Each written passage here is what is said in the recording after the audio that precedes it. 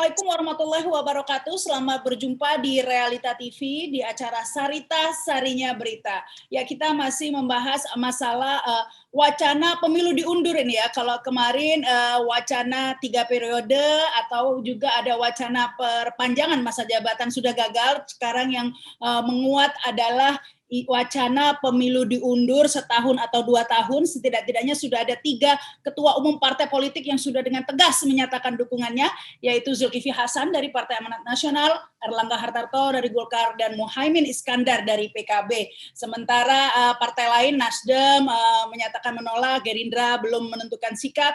Tapi setidaknya tadi saya baca ada ormas juga ya yang sudah tegas menolak, yaitu Muhammadiyah mengatakan menolak wacana pemilu diundur ini. Namun demikian kita tetap ingin tahu ya, seperti apa, bisa nggak sih ini pemilu diundur ya, meskipun kita tahu di rezim ini kadang-kadang semuanya bisa gitu ya, semuanya mungkin, tapi tetap saja kita ingin tahu apa dasar hukumnya, dasar konstitusinya. Untuk itu saat ini kita sudah terhubung dengan pakar hukum tata negara, Profesor Yusril Iza Mahendra. Assalamualaikum Bang. Waalaikumsalam, apa kabar? Baik, ini gimana nih Bang, kalau PBB mendukung nggak ini diundur pemilu? PBB itu kan pikirannya setiap langkah itu harus konstitusional. Jangan sampai terjadi krisis legitimasi dalam penyelenggaraan negara kita. Nah, karena itu sampai hari ini belum ada sikap apapun dari PBB, tapi mencoba untuk memberikan satu solusi atau jalan keluar dari kesulitan-kesulitan yang kita hadapi sekarang ini. Sehubungan dengan wacana mau menunda pelaksanaan pemilu, maka kita tentu akan mempertanyakan apa dasar hukumnya. Oleh karena Undang-Undang Dasar 45 tegas mengatakan bahwa pemilu itu dilaksanakan sekali dalam 5 tahun atau 5 tahun sekali untuk memilih DPR, DPD, Presiden, Wakil Presiden, dan DPRD. Dengan pemilu juga terbentuk MPR. Nah, konsekuensinya juga adalah ada jabatan-jabatan kenegaraan tertentu yang pengisiannya itu dilakukan melalui pemilu, yaitu jabatan anggota DPR, anggota DPD, DPRD, anggota MPR, dan juga jabatan presiden dan wakil presiden. Jadi kalau pemilunya ditunda, maka otomatis masa jabatan presidennya berakhir, wakil presiden berakhir, DPR MPR berakhir, DPRD juga berakhir. Nah, kalau mereka terus menjalankan kekuasaan pemerintahan, timbul pertanyaan, apa dasar hukumnya? Orang akan bertanya, Anda ini siapa? Misalnya, ngaku-ngaku presiden ya, nah, ngaku-ngaku wapres ya, atau ngaku-ngaku anggota DPR ya. Nah, itu dulu Pak Yusril pernah berhadapan dengan Jaksa Agung Hendraman Supandji ya, ketika dia dinyatakan sebagai tersangka. Malah Pak Yusrilnya balik tanya, Anda itu menyatakan saya tersangka, saya mau tanya, Anda itu siapa Pak Hendraman? Anda itu sah Pak jadi jaksa? Kalau Anda itu bisa buktikan ke saya bahwa Anda sah, oke, saya tersangka. Tapi kalau Anda jaksa agung ilegal, ya sama aja kayak polisi lalu lintas, tahan saya lagi naik motor, saya tanya, Anda ini siapa? Polisi beneran atau polisi gadungan? Nah, kalau polisi beneran saya patuh. Tapi kalau Anda ini polisi gadungan, sorry aja ya, buat apa saya patuh sama Anda? Nah, Anda bisa bayangkan nggak? Kalau hal seperti itu terjadi sama Pak Jokowi, dia masih mau perintah, terus ada orang nanya, loh, Pak Jokowi, panjenengannya ki sopo? Tanya begitu pakai bahasa Jawa, kan berantakan negara ini kalau seperti itu yang terjadi. Ya, gitu jadi Mbak. Presiden ilegal dong. Makanya semua jadi ilegal. Ya, tapi tetap ya. Itu masalah besar kan yang dihadapi oleh bangsa dan negara kita. Karena itu saya mengatakan usulan-usulan untuk menunda pemilu itu, ya ini negara demokrasi ya, orang mau mengusul apa aja ya boleh aja, gak ada yang larang ya. Tapi apakah kemudian punya pijakan konstitusional atau tidak jika usul itu dilaksanakan? Nah, untuk menunda pemilu itu tentu pertama siapa yang berwenang menunda, ya. Yang kedua, apa dasar hukum yang dia gunakan untuk menunda pelaksanaan pemilu itu. Yang ketiga, apa konsekuensinya terhadap masa jabatan para penyelenggara negara, mulai presiden sampai menteri-menteri, sampai anggota DPR, DPD, MPR, DPRD, berakhir semua. Yang tersisa cuma tinggal gubernur, bupati, wali kota yang belum habis masa jabatannya. Dan jangan lupa, Panglima TNI dan Kapolri yang belum juga habis masa jabatannya. Dia terus akan memegang jabatan. Nah, ini kan rame ini. Gitu, Mbak Yu. Iya, nggak bisa ngebayangkan ya. Jika berhalangan, misalnya sebenarnya ada sih, tapi saya mikir menterinya juga sudah nggak menjabat ya. Ada pasal 8 UUD 45 ya, ayat 3 ya, jika Presiden dan Wapres berhalangan, ya kan, berarti yang menggantikan adalah Menlu, Mendagri, Menhan, begitu ya. Yeah. Sudah habis masa jabatannya, begitu kan. Yeah. Nah, ini bisa nggak pakai pasal 8 begitu? Nggak bisa. Ya, begitu masa jabatan Presiden Wakil Presiden habis juga lah masa jabatan para menteri. Jadi triumvirat yang 3 orang itu udah nggak ada juga. Jadi siapa yang akan jalankan? Karena ya semua orang yang rasional begitu ya sudah tahu bahwa ini agak tidak mungkin begitu ya usulan ini. Ya. Tapi nyatanya, Prof, usulan ini terus dan menerus dihembuskan begitu on off ya. Kadang-kadang timbul tenggelam gitu, tapi tidak pernah mati. Terus aja ada sampai yang terakhir ini muncul lagi. Mari kita coba mendalami begitu ya pemikiran mereka ini. Kira-kira apa ya yang akan digunakan? Apakah bisa menggunakan perpu itu seperti yang dibicarakan? Jadi dikeluarkan perpu langsung begitu? Ya. Perpu itu kan dalam hal ihwal kegentingan yang memaksa, Presiden itu berhak mengeluarkan perpu, peraturan pemerintah pengganti undang-undang. Tapi ini kan yang ditabrak ini kan norma atau pasal-pasal UUD 45. Yang lebih tinggi ya? Ditabrak sama perpu. Nah, kalau saya sih menilai begini, saya bisa memahami juga mengapa wacana itu timbul. Ya, kalau dari sisi husnudzonnya, artinya berprasangka baiknya, mungkin pikiran dari para pengusul itu adalah karena negara dalam kondisi yang sangat sulit, ya perekonomian negara lagi rapuh, ya negara nggak punya uang, ya pemilu itu biayanya sangat mahal, mau dilaksanakan di tengah pandemi yang kita belum tahu kapan pandemi ini akan berakhir. Jadi ada pikiran seperti itu. Bagaimana kalau sekiranya dulu Presiden Jokowi 3 periode, ya, tapi ya ditolak oleh Pak Jokowi sendiri malah. Lalu kemudian muncul unsur baru dari Pak Bahlil kan. Ya, gimana kalau pemilunya yang ditunda, lalu disambut lagi oleh Pak Imin, lalu oleh Pak Zulhas, lalu oleh Pak Erlangga, entah siapa lagi. Nah, lalu baru usulan. Tapi kan saya bertanya kemarin, usulan itu belum ada caranya. Gimana caranya? Nah, karena yang paling penting bagi penyelenggara negara itu adalah satu tindakan itu sah menurut hukum, legal, dan kemudian tidak terjadi krisis legitimasi. Kalau terjadi krisis legitimasi, itu bisa menimbulkan konflik politik yang meluas. Ya. Saya sedikit punya pengalaman lah, tidak hanya berteori ya. Bagaimana Pak Harto itu mundur sebagai presiden, hanya itu tengah-tengah konflik politik yang begitu menegangkan pada waktu itu.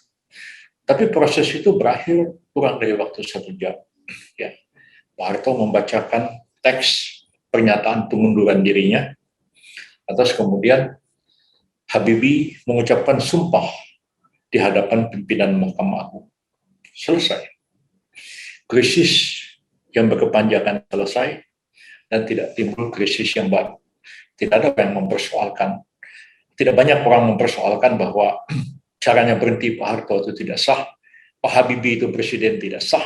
Ya, pada waktu itu saya berpikir ya harus ada jaminan konstitusional. Dan sesudah proses itu, Jenderal Wiranto sebagai Panglima ABRI itu mengucapkan satu statement bahwa proses berhentinya ini sah dan ABRI mendukung Presiden Habibie yang sebagai menggantikan Presiden Soeharto. Nggak banyak yang menentang, ada beberapa profesor, tapi saya hadapi sendiri ya untuk semua teorinya begitu ya. Ada yang marah-marah ya seperti Pak Gatot Subroto, Pak Profesor Subroto, Pak Emil Salim, Pak Ali Sadikin almarhum, ngomel-ngomel, marah-marah. Ya. Ada 100 orang pengacara reformasi menggugat keabsahan Pak Harto berhenti itu ke ke pengadilan. Saya dipanggil sama pengadilan, ditanya, coba diterangkan Pak Yusril, apa dasarnya Pak Harto itu berhenti, sah atau tidak sah. Saya ngeledekin mereka waktu itu, Anda ini kok ribut ya, Pak Harto itu sah berhenti atau tidak. Kalau memang tidak sah, berarti Pak Harto masih presiden. Saya datang ke Jalan Cendana, Bapak masih presiden, tangkapin aja orang-orang itu. Beres, bilang. Kalian maunya apa sih? Minta Pak Harto berhenti, sudah saya bikin Pak Harto berhenti, kalian bilang nggak sah lagi. Bingung saya. Itu yang terjadi dulu itu ya. Orang itu pikirnya. Nah, Pertanyaan jadi menarik, Prof. Misalnya Habibie, waktu itu juga tidak dipilih rakyat dong menjadi presiden. Habibie juga presiden ilegal dong waktu itu. Habibie kan belum dipilih oleh rakyat, masih dipilih oleh MPR. Oh iya, ya, dipilih oleh MPR, Pak Harto presidennya, Pak Habibie wakilnya. Dipilih. Jadi begitu reformasi. Harto berpilih, ya, maka Pak Habibie otomatis menggantikannya sebagai presiden. Ya itu, ya saya sendiri aja mempertahankan perdebatan dan mempertaruhkan reputasi juga saya waktu itu ya, demi untuk kepentingan bangsa dan negara sih, saya sih nggak dapat apa-apa. itu aja. Korelasinya dengan situasi saat ini bagaimana nih, Prof? Nah, jangan sampai terjadi krisis legitimasi. Nah, saya sebenarnya ketika Anda mulai wawancara ini, saya sedang menulis sesuatu artikel ya tentang ada 3 jalan yang dapat ditempuh untuk menunda pemilu itu. Ya, kalau sekiranya memang itu dianggap perlu. Pertama, memang nggak ada pilihan kecuali amandemen konstitusi. Ya, pasal-pasal Undang-Undang 45 itu sebenarnya tidak perlu dirubah ya, karena ada pasal tegas mengatakan misalnya pasal 22E, pemilihan umum itu dilaksanakan 5 tahun sekali. Pemilu itu memilih DPR, DPD, presiden, wakil presiden, dan memilih DPRD. MPR itu dipilih melalui terdiri atas anggota DPR dan DPD yang semuanya dipilih melalui pemilihan umum. Nah, jadi kalau ini mau ditunda, ya, UUD 45 itu nggak ada jalan keluar kalau krisis itu terjadi. Andai misalnya perang terjadi, andai misalnya wabah penyakit terjadi, andai ada pemberontakan terjadi, ada kerusuhan yang di mana-mana terjadi, lalu pemilu nggak bisa dilaksanakan. Lantas masa jabatan presiden berakhir, DPR berakhir, MPR berakhir, DPRD berakhir, menteri kosong semua. Lalu siapa yang tanggung jawab di negara ini? Itu mereka yang mengamandemen UUD 45 itu tidak menyadari apa yang di dalam teori disebut dengan constitutional crisis, krisis konstitusional, di mana negara itu menghadapi kesulitan yang luar biasa, tapi tidak ada jalan keluar konstitusional yang diberikan oleh undang-undang dasarnya. Nah, andai pemilu itu tidak bisa dilaksanakan, terus gimana negara? Siapa yang bisa memperpanjang jabatan presiden? MPR? Enggak bisa. Siapa yang bisa menunjuk pejabat presiden? Seperti tahun 67, Bung Karno diberhentiin, Pak Harto diangkat sebagai pejabat presiden. Apa MPR bisa menunjuk pejabat presiden? Enggak bisa sekarang. Nah, karena itu menurut saya harus ada klausul jalan keluar di dalam UUD 45 itu. Sebenarnya cukup menambahkan ketentuan pasal 22E itu. Nah, dalam pasal 22E itu dikatakan, ditambahkan ya, jika pemilihan umum sebagai dimaksud oleh pasal 22E ayat 1 tidak dapat dilaksanakan, maka Majelis Permusyawaratan Rakyat dapat menunda pelaksanaan pemilihan umum dalam jangka waktu yang tertentu. Kedua, ya, harus ditambahkan di situ jabatan-jabatan kenegaraan ya, yang dijabat oleh para pejabatnya itu ya, masih terus berada dalam jabatannya sampai pemilihan umum dilaksanakan. Jadi mereka itu diberi status sebagai pejabat sementara. Jadi tidak ada masa perpanjangan masa jabatan Pak Jokowi 3 periode, nggak ada ya. Nggak juga penundaan pemilu itu kemudian menjadi ilegal. Tapi statusnya dia adalah pejabat presiden. Tapi harus ditambahkan lagi kayaknya, Prof, pasalnya kan. Ya. Jika itu salah satu. Pemilu ada tidak dua hal ya. Enggak. Jika pemilu tidak bisa dilaksanakan, maka MPR ya bersidang untuk ya menunda pelaksanaan pemilu sampai batas waktu tertentu. Enggak, maksud saya kalau ada pasal seperti itu, apa nggak dikhawatirkan nanti jadi pasal karet? Seharusnya jika pemilu tidak dapat dilaksanakan dengan alasan sebagai berikut begitu. Kalau nggak, Justru saya menerangkan. Ya. Oh, Jadi kemudian keduanya mengatakan ya apa namanya penundaan pemilu itu hanya dapat dilaksanakan ya dalam keadaan perang, dalam keadaan pemberontakan, ya dalam keadaan kerusuhan yang sulit untuk diatasi, dan dalam keadaan wabah penyakit yang tidak mudah untuk ditangani. Jadi harus ada limitatif, ada perang, ada kerusuhan, ya, ada pemberontakan, kemudian ada wabah penyakit yang sulit untuk diatasi. Misalnya pandemi sekarang, gimana mau pemilu? Ya, kecuali pemilunya mau dilaksanakan dengan pemilu kayak Filipina itu, dengan apa namanya digital election, mungkin bisa. Tapi kalau pemilu konvensional model kita ini yang nyoblos satu-satu nggak bisa dilaksanakan, berantakan itu kalau mau dilaksanakan. Duit nggak ada, penyakit merajalela, apalagi misalnya Omikron ini belum selesai dan sebagainya. Jadi limitatif. tapi Dan itu MPR yang diberikan kewenangan itu, lantas kemudian juga MPR-nya secara limitatif membatasi, ya 1 tahun atau 2 tahun. Dan para pejabat yang memegang jabatan itu, dia kemudian tetap mengisi jabatan itu untuk sementara waktu sampai dengan dilaksanakannya pemilihan umum, sampai selesainya pemilihan umum. Tapi Prof, ini masih ini Prof ya, masih riskan ya Mbak, karena kan wabah penyakit yang sulit diatasi ini kan relatif, barometernya apa? Karena kan sangat itu kan diatur dalam undang-undang, karena kan undang-undang dasar tidak bisa ngatur detail. Undang-undang dasar itu hanya bisa menyebutkan poin-poinnya, perang, kerusuhan, pemberontakan, wabah penyakit. Nah, itu aja. Atau juga misalnya bencana alam, bisa juga ditambahkan. Terjadi megatrust yang diramalkan terjadi gempa dahsyat di selatan Jawa itu, habis semua pulau Jawa ini, masa mau pemilu, gila namanya. Jadi ada bencana alam, bisa juga wabah penyakit. Nanti detail-detailnya seperti apa, itu harus diatur dalam undang-undang. Dalam undang-undang tetap harus ada barometernya ya, Prof ya. Karena orang bertanya-tanya, loh pilkada dulu ketika corona lagi genting-gentingnya, belum ada vaksin, tetap berlangsung begitu kan, nggak dijadikan alasan untuk menunda. Ya. Nah, sekarang ini sudah mendingan, sudah ada vaksin, kok mau ditunda pemilunya? Ini kan jadi orang, meskipun wabah penyakitnya memang masih ada, begitu kan? Ya. Dan memang skalanya berbeda. Pilkada kemarin dengan pemilu ini kan luar biasa nih, pemilu serentak. Memilih presiden, DPR, DPRD, wah dilaksanakan secara serentak seperti kayak apa pemilunya itu. Jadi itu memang jauh lebih besar dibandingkan dengan pilkada serentak yang dilakukan kemarin. Ya, saya sih hanya memikirkan jalan keluar, bukan berarti bahwa saya setuju dengan ini. Ini saya tidak membiarkan saya membayangkan seandainya benar pasal ini dimuat di Undang-Undang Dasar kita, di konstitusi kita, berarti misalnya diundurnya karena ada penyakit setahun begitu ya. Tapi ternyata setahun wabah penyakitnya belum sembuh, diundur lagi dong, belum selesai, diundur lagi dong. Nanti diundur lagi, tidak ada kepastian. Ya harus ada limitasi waktu. Kalau ini ya mesti dia sidang lagi untuk menunda lagi. Nah itu alternatif pertama. Alternatif sebenarnya ada 3 jalan ya untuk menunda pemilu itu.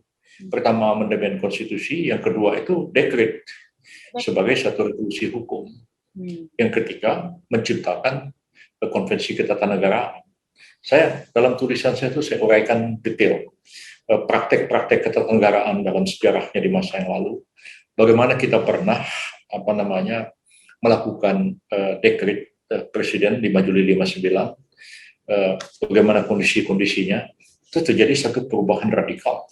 UD-nya malah diganti dengan UD 45, ya konstituantenya malah dibubarkan. Bahkan berapa waktu kemudian DPR hasil pemilunya dibubarin. Kemudian juga kabinet Perdana Menteri hasil pemilunya juga dipimpin Alistus Suramijoyo juga dibubarin, diganti dengan kabinet Juanda. Itu perubahan revolusioner yang hanya mungkin dapat dilakukan oleh seorang pemimpin yang memang punya karisma yang luar biasa pada rakyatnya, dan juga ada dukungan militer yang kuat ke situ. Tanpa Jenderal Nasution mungkin Bung Karno nggak bisa melaksanakan dekret tahun 59 itu. Nah, pernah dicoba-coba sama Gus Dur, dekret, ya kan, bulan Juli tahun 2001. Nah, saya waktu itu Menteri Kehakiman, di sidang kabinet saya sudah kasih tausiah kepada Gus Dur, Gus hati-hati. Ini, apa Anda support Bung Karno tahun 59? Nah, apa TNI menyokong mau dekret bubarin DPR MPR? Nah, Gus Durnya marah, saya besoknya saya dipecat jadi menteri. Nah, diganti sama Pak Lopa, ya Pak Lopa ikut-ikut aja apa maunya Gus Dur. Saya ditugasi supaya menjawab memorandum di MPR, saya nggak mau. Pak Lopa ya mau melaksanakan itu. Tapi begitu dekret dikeluarkan, MPR-nya bereaksi, Gus Durnya langsung diberhentikan hari itu juga, malam itu juga. Kalau Nah, jadi melihat kondisi saat ini, yang ketiga, Prof, kalau melihat kondisi saat ini, mengingat ya TNI mendukung lah Jokowi ya Presiden, kemudian kepuasan publik katanya 73% begitu ya.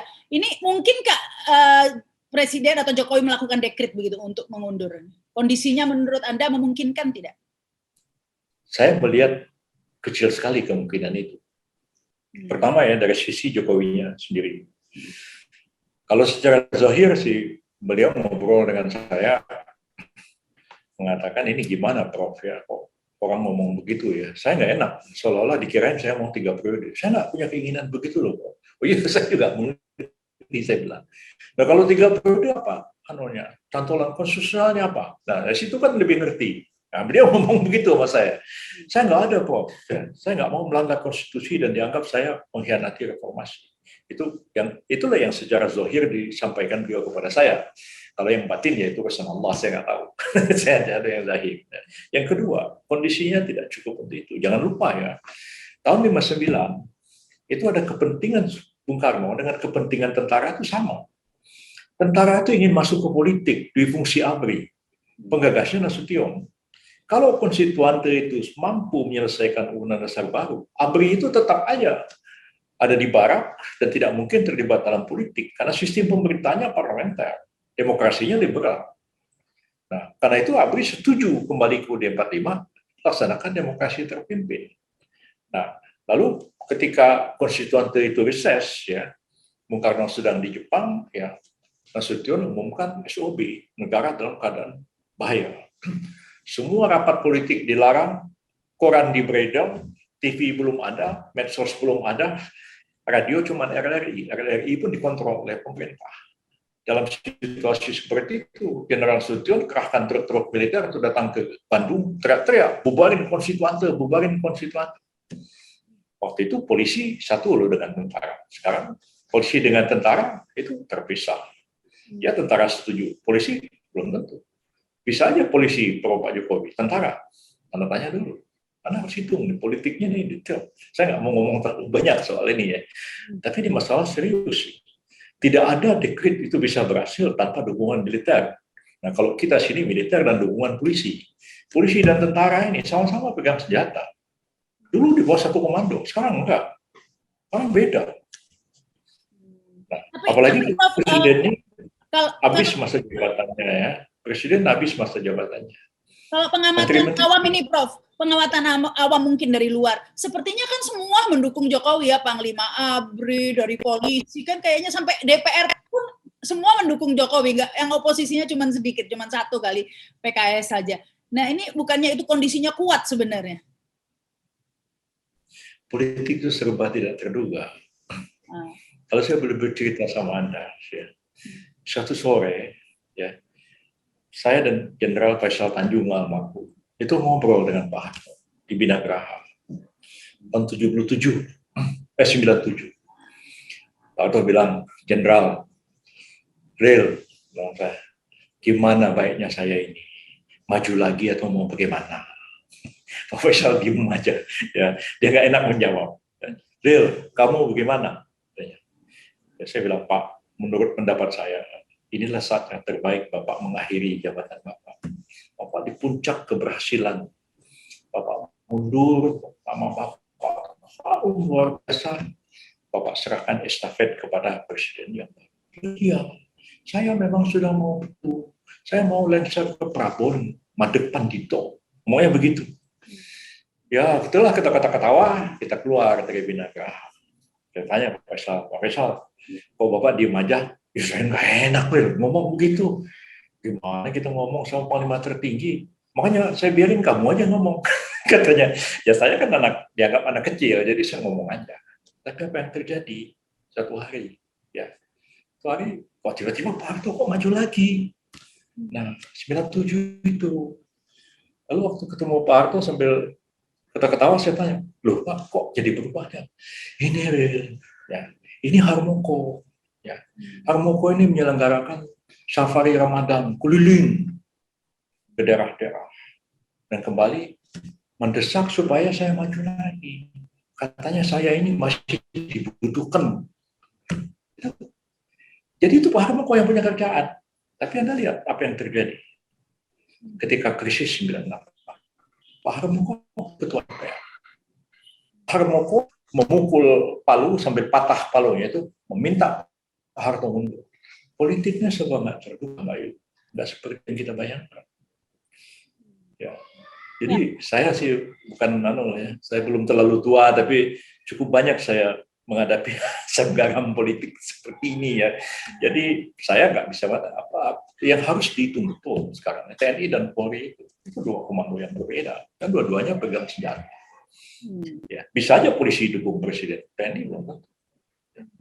TNI ini juga di dalamnya ada lagi Angkatan Darat, Angkatan Laut, yang bisa beda-beda sikapnya. Seperti ketika menghadapi Bung Karno tahun 65, tahun 67. Sikap-sikapnya itu antara TNI Angkatan Darat, misalnya menghadapi G30S itu beda-beda. Antara TNI Angkatan Darat dengan TNI Angkatan Udara, beda sekali sikapnya. Jadi jangan kita anggap bahwa ini semua nih keadaannya tenang-tenang ya, ini ya. Negara ini harus kita jaga betul. Ya. Jadi saya kadang-kadang kalau ditanya gimana PBB, saya nggak bisa berpikir pakai PBB. PBB itu terlalu kecil untuk menyelesaikan persoalan-persoalan seperti ini. Tapi saya mungkin bisa memberikan kontribusi berdasarkan ilmu dan pengalaman bagaimana baiknya kita mengatasi. Karena itu saya sebenarnya mengusulkan kalaulah memang mau ditunda, ya, kalau memang itu dianggap baik, bukan berarti saya setuju ditunda. Ya harus ada 3 jalan. Pertama, amandemen konstitusi, kedua kita menciptakan konvensi ketatanegaraan, atau ketiga ya menempuh revolusi hukum dalam bentuk yang tadi saya katakan seperti dekret presiden. Bung Karno berhasil, Gus Dur tidak. Nah, itu tidak gampang untuk dikerjakan sekarang. Konvensi ketatanegaraan ini, Prof, konvensi ketatanegaraan seperti apa maksudnya? Konvensi ketatanegaraan itu begini, Undang-Undang Dasar Negara itu bisa berubah. Teksnya tidak berubah, tapi berubah dalam praktek. Dan itu lambat laun praktek itu diterima. Dan kita punya pengalaman sejarah untuk itu. Pada tahun 45 sebenarnya sistem pemerintahan kita itu kan presidensial. Presidennya Soekarno, wakil presidennya Hatta. Tapi 16 Oktober tahun 45, sistem pemerintahan kita itu berubah menjadi parlementer. Soekarno, Hatta hanya menjadi presiden kepala negara simbolik, tapi kekuasaan pemerintahan dijalankan Perdana Menteri Sultan Syahrir. Lalu kemudian KNIP yang hanya membantu presiden berubah jadi DPR, di mana Perdana Menteri bertanggung jawab kepada parlemen. Parlemennya adalah KNIP. UUD 45 yang sebenarnya hanya berlaku 2 kali 6 bulan menurut aturan tambahan, dan pemilu akan dilaksanakan Februari tahun 1946, itu tidak jadi dilaksanakan. UUD 45-nya dipakai terus sampai tahun 49. Dan itu perubahan-perubahan itu terjadi dalam praktek. Tidak ada yang challenge, tidak ada yang nantang, tidak ada yang bawa ke pengadilan, dan praktek itu diterima. Hanya dengan maklumat nomor X 16 Oktober tahun 1945 yang dikeluarkan Wakil Presiden Hatta. Kalau sekarang itu mau dilaksanakan, berat. Ada MK. Kalau itu dilaksanakan, yang nantang banyak. Sekarang ini ada medsos, ada apa, segala macam. Tahun 45 itu rakyat tuh belum begitu ngeh soal sistem pemerintahan. Sekarang nih orang sudah ngerti semua. Sudah banyak medsos, banyak apa segala macam. Lalu kemudian ada Mahkamah Konstitusi. Tindakan itu bisa di-challenge di MK. Ini tindakan sah atau tidak? Saya kira tidak mudah menciptakan konvensi ketatanegaraan. Jadi saya itu kan mengkaji hanya tiga itu aja jalan yang bisa. Prof, tiga jalan itu ya, Prof, amandemen konstitusi, dekret, dan konvensi ketatanegaraan. Amandemen konstitusi tampaknya memakan waktu cukup lama ya, tidak cukup waktunya untuk 2024 ini. Bisa. Pasal 37 itu kan mengatur tentang tata cara perubahan. Dan kemudian juga Undang-Undang 14 tahun 2017 tentang Susduk itu juga mengatur tata cara perubahan. Jadi sekian jumlah anggota MPR mengusulkan kepada pimpinan MPR supaya ada perubahan Undang-Undang 45 menambahkan pasal-pasal ini. Dan karena ada usulan seperti itu, pimpinan MPR segera bersidang dan memberikan kesempatan kepada para pengusul untuk membacakan usulannya. Dan kalau usulannya diterima, ya memenuhi syarat, MPR sidang untuk mengadakan perubahan ini. Perubahannya bisa dilaksanakan dalam waktu 1 bulan juga bisa. Jadi kalau kita bisa simpulkan, Prof, dari 3 opsi yang Profesor kemukakan tadi, paling mungkin dilakukan saat ini karena dekret menurut Anda tadi tidak, kemudian konvensi ketatanegaraan juga tidak, berarti amandemen yang paling mungkin dilakukan ya? Amandemen yang paling mungkin. Dan itu, kalau itu terjadi, ya orang mau ngomel aja. Tapi dia mempunyai satu landasan konstitusional yang kuat. Pemilunya ditunda, ya bukan perpanjangan masa jabatan, tapi ya mereka yang menduduki jabatan kenegaraan yang harus diisi dengan pemilu itu, ya tetap menduduki jabatan itu dengan status dia adalah pejabat sementara. Tapi ini kalau tidak publik tidak menerima, tetap saja kan menimbulkan polemik juga, begitu akan banyak yang protes, ada yang membawa ke MK, tetap juga seperti itu kan, Prof? Enggak. Tapi protesnya itu politik, bukan konstitusional. Politik sih bisa aja, orang mau ngomel, mau marah bisa aja, mau demo silakan aja. Tapi kalau orang mempertanyakan, Anda ini sah atau tidak? Oh, itu lebih gawat, lebih berat daripada persoalan politik. So, negara kita ini, selain kedaulatan ada di tangan rakyat, seperti negara demokrasi, ini juga negara hukum. Tapi kalau amandemen konstitusi ini, Prof, kan berarti yang mau amandemen ini kan hanya parlemen begitu ya dengan pemerintah begitu ya. Nah, sementara pemerintah sekali. Hah? Kenapa? Jangan merubah UUD 45 sepenuhnya kewenangan MPR. Pemerintah nggak boleh terlibat. Makanya saya beritahu Bang Susatyo, saya bilang Anda itu jangan ketemu presiden mau bicara amandemen konstitusi, itu bikin presiden bingung. Karena presiden itu nggak boleh ikut campur. Perubahan terhadap UUD 45 sepenuhnya kewenangannya MPR. Dan presiden itu jangan ikut-ikutan. Ya.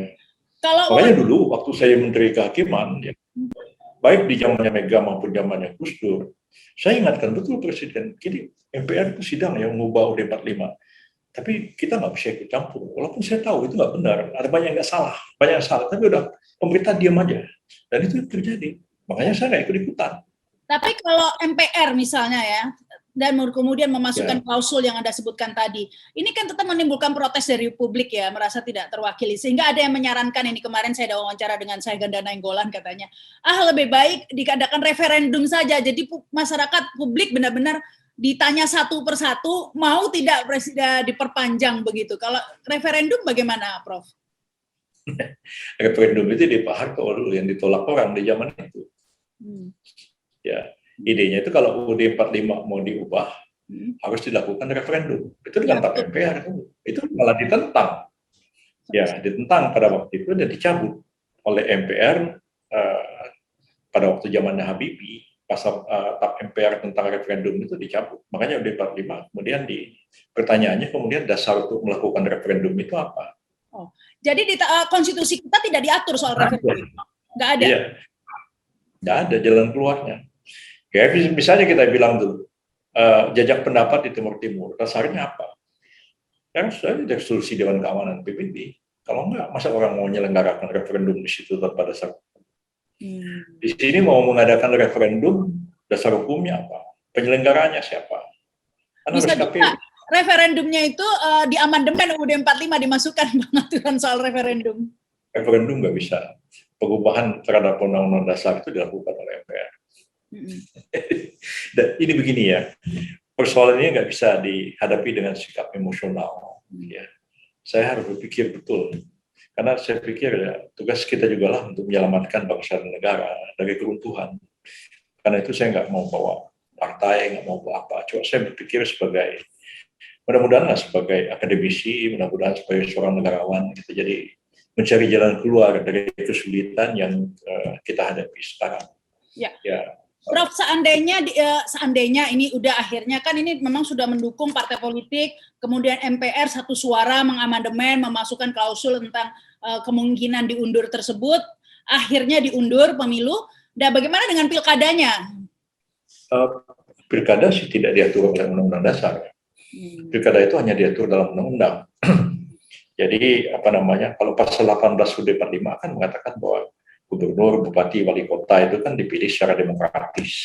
Undang-undangnya pun baru aja kan, dulunya kan juga enggak. Dulunya kan dipilih oleh DPRD. Nah belakangan itu disebut pilkada. Pilkada kan tidak termasuk rejim pemilu, ya.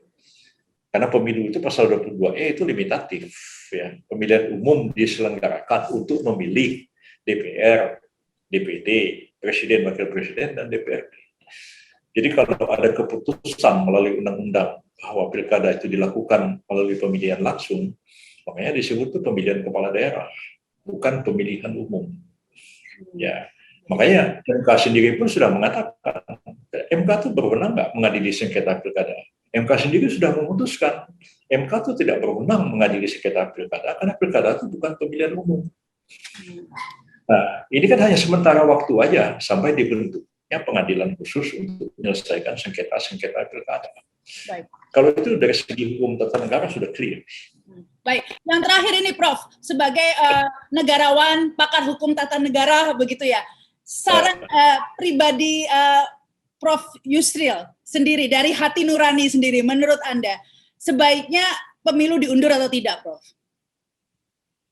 Kondisi saat ini. Kalau kemudian ada dua pilihan, pemilu tidak diundur, tapi kita melaksanakan pemilu yang lebih simpel, misalnya dengan digital election. Kita bisa belajar sama Filipina, sederhana. Filipina itu nggak jauh beda dengan kita, tingkat ekonominya malah lebih parah dari kita lah. Pendidikan rata-rata sama lah kita dengan orang Filipina gitu. Nah, dan mereka melaksanakan pemilu itu secara digital dan berhasil mereka laksanakan. Nah, kalau pemilu digital, kampanye juga semua digital melalui medsos dan orang nyoblos mungkin pakai handphone.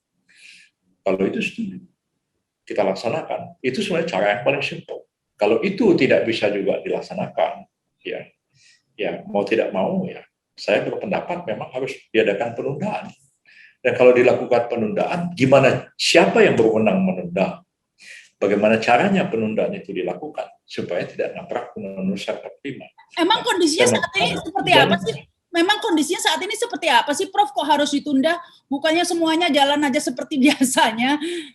Juga eskalasinya COVID juga menurun begitu. Apalagi ini kan masih 2024. Ya itulah saya bilang tadi. Saya ingat ucapannya Muhammad Natsir mengatakan bahwa demokrasi itu sesuatu yang sulit. Sulit dilaksanakan, bertele-tele, ya biayanya mahal, dan banyak orang tidak sabaran.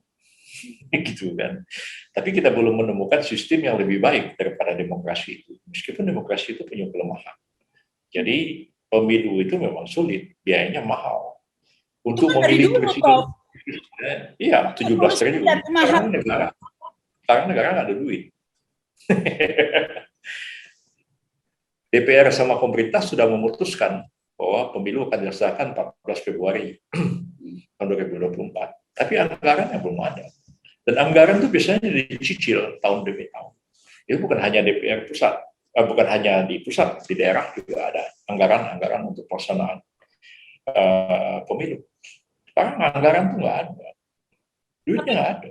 Kalau anggaran dibilang nggak ada, ini publik susah menerima, Prof. Bangun IKN aja ada gitu kan? Bukan ada, mau bangun IKN. Jadi kan ini kayak orang, maaf Prof, merasa dibodohin, Prof. Ya, susah ya untuk bicara sebagai orang awam, sih memang susah kalau kita bicara begitu. Banyak ya mereka mau kerjakan, ya, ada yang skalanya jadi prioritas, ada nggak jadi prioritas, ya uangnya dari mana. Ya, memang harus dibicarakan memang. Kalau masalah keuangan, apakah ini tidak menjadi modus baru buat presiden-presiden berikutnya? Setiap kali mau mendekati pemilu terus dibilang nggak ada uang, nggak ada anggaran, diundur. Ini jadi presiden buruk loh, Prof. Selama ini sih enggak. Selama ini sebenarnya baru pertama kali terjadi ketika kita menghadapi pandemi sekarang. Sebelumnya belum pernah ada usulan-usulan supaya pemilu ditunda, masa jabatan presiden diperpanjang, itu nggak ada. Tapi memang setelah terjadi pandemi ini, kita lihat juga di berbagai negara, ya ada juga negara-negara lain yang menunda pemilu karena pandemi ini. karena kesulitan-kesulitan yang negara mana itu, Prof? Saya lupa, tapi ada beberapa. Saya juga nggak baca soalnya. Kebetulan saya juga, Prof. Jadi saya maksudnya mungkin kalau ada referensi, karena begini, ya semua tahu pemilu itu mahal ya, dari dulu memang mahal, tapi itulah harga demokrasi begitu kan ya. Kadang-kadang yang harus diutamakan lebih dari pembangunan infrastruktur dan lain-lainnya, tentunya semua sepakat itu demokrasi itu yang sudah kita sepakati begitu kan cara sistem di negara kita ini begitu kan ya, Prof ya. Ya, sehingga mudah-mudahan jadi prinsipnya Profesor Yusril tidak menolak-nolak banget begitu ya ditunda ini. Saya sih memahami juga kesulitan pelaksanaannya. Bukan berarti juga saya setuju. Kadang-kadang kita mau dihadapkan kepada pilihan-pilihan yang sulit. Dan kita harus memilih. Kalau kita memilih A, kita harus mencari jalan keluarnya seperti apa. Ya, karena ini banyak alternatif. Pemilu tetap dilaksanakan dengan kondisi yang seperti ini. Kemudian kalau kita mau mengubah ke digital election, mungkin belum siap juga proses sosialisasinya akan seperti apa. Kalau kita memperpanjang masa jabatan presiden, DPR dan lain-lain, kita berbenturan dengan konstitusi. Jadi memang kita dihadapkan kepada kesulitan-kesulitan. Tugas saya sebenarnya adalah mencari jalan keluar mengatasi kesulitan ini. Kalau dari segi untungnya saya nggak ada. Saya capek ngurusin Pak Harto berhenti pada waktu itu. Emang saya dapat apa? Nggak dapat apa-apa. Pemilu ini mahal dan kebetulan keadaan ekonomi kita kemungkinan tidak ada anggaran. Mungkin kalau bagi yang tidak setuju, mungkin ditanyakan aja rakyat suruh patungan kali membiayai pemilu. Biar ada anggarannya begitu ya. Kadang-kadang bisa ada usulan seperti itu karena banyak juga suara-suara yang secara tegas menolak. Ada juga yang seperti Profesor memahami kondisinya, ada juga yang mendukung langsung begitu ya. Ya kita lihat bagaimana perkembangannya. Yang pasti kita harapkan jangan sampai Indonesia punya presiden ilegal begitu ya. Jadi harus dipikirkan diskusinya. Tapi kalau dari diskusi ini, menurut Prof, bukan tidak mungkin loh ya pemilu diundur ya, karena sudah ada opsi amandemen tadi begitu kan ya. Cara tersirat dan tersurat begitu ya, Prof. Ya.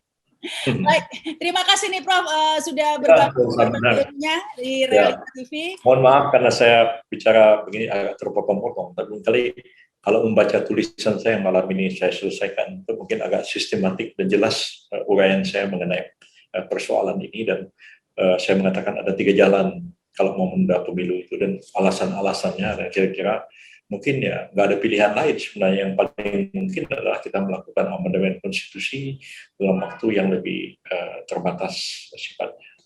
Kapan ini tulisannya dirilis, Prof? Kapan rencananya tulisannya dirilis? Besok pagi sudah bisa saya rilis. Dan itu bisa dijadikan bahan diskusi lebih dalam, melihat persoalan yang sesungguhnya terjadi di negara ini. Ya. Baik, terima kasih Prof. Ya, terima kasih juga yang sudah menyaksikan tayangan ini. Silakan komen ya, kita juga bisa berdiskusi di komen, dan jangan lupa subscribe. Saya Rahma Sarita, wassalamualaikum warahmatullahi wabarakatuh. Sampai jumpa.